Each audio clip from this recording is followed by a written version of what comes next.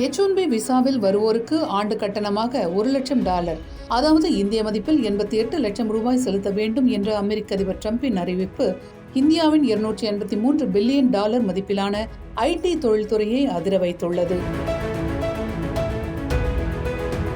அமெரிக்க வேலை விசா திட்டங்கள் மற்றும் சாஃப்ட்வேர் அவுட்சோர்சிங், வர்த்தக சேவைகள் ஆகியவற்றின் மூலம் அமெரிக்க சந்தையிலிருந்து மட்டும் 57% வருவாய் ஈட்டுகின்றன இந்திய ஐடி நிறுவனங்கள். அமெரிக்க அரசு தரவுகளின்படி இந்தியாதான் அதிக H1B விசாக்களை கொண்டதாக இருக்கிறது.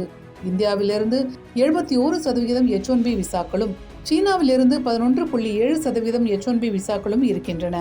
H1B விசாக்களுக்கான கட்டணத்தை உயர்த்தியிருப்பதன் மூலம் Apple, JP Morgans, Walmart, Microsoft, Meta, Alphabet, Google போன்ற நிறுவனங்கள் இந்திய ஊழியர்களை அமெரிக்கா வரவழைப்பதை நிறுத்திவிட்டு அமெரிக்க குடிமக்களையோ கிரீன் கார்டு ஹோல்டர்களையோ பயன்படுத்தும் நிலைக்கு மாறும் என்று கருதப்படுகிறது. அதிக H1B விசா உள்ள ஊழியர்கள் அடிப்படையில் இன்ஃபோசிஸ் நிறுவனம் முதலிடத்தில் உள்ளது. அந்நிறுவனத்தில் 8137 H1B விசா ஊழியர்கள் உள்ளனர். அடுத்து TCS 7660, HCL America, LN Mindtree 2000 கடந்தும், விப்ரோ, டெக் மஹேந்திரா அமெரிக்கா நிறுவனங்கள் 1000க்கு மேலும் H1B விசா ஊழியர்களை கொண்டுள்ளன. L&T டெக்னாலஜிஸ் நிறுவனம் 351 ஊழியர்களை கொண்டுள்ளது. அமெரிக்க அதிபரின் அறிவிப்பால் ஏற்பட்டுள்ள பாதிப்புகளை அறிய Tata consultancy services, Infosys, HCL tech, Wipro, tech Mahindra போன்ற நிறுவனங்களின் கருத்தறிய செய்தி நிறுவனமான ராய்டர்ஸ் முயன்றபோது அந்நிறுவனங்கள் தங்கள் கருத்தை தெரிவிக்க மறுத்துவிட்டன.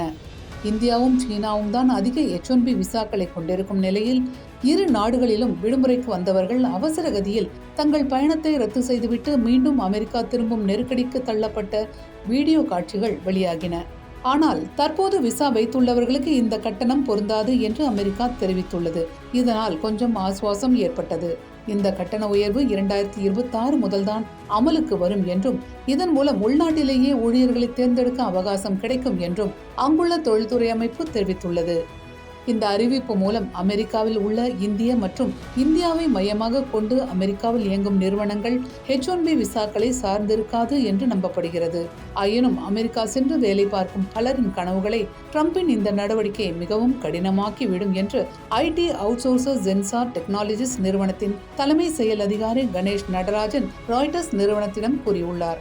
பெரிய நிறுவனங்கள் இந்தியா, மெக்சிகோ, பிலிப்பைன்ஸ் நாடுகளிடமிருந்து அவுட்சோர்ஸ் செய்வதை நிறுத்திக் கொள்ளும் என்றும் இவர் கூறுகிறார். இச்சூழலில் அமெரிக்க அதிபர் டிரம்பின் இந்த நடவடிக்கையை எதிர்த்து சட்டப்பூர்வ நடவடிக்கைகள் இருக்கும் என்று எதிர்பார்க்கப்படுகிறது.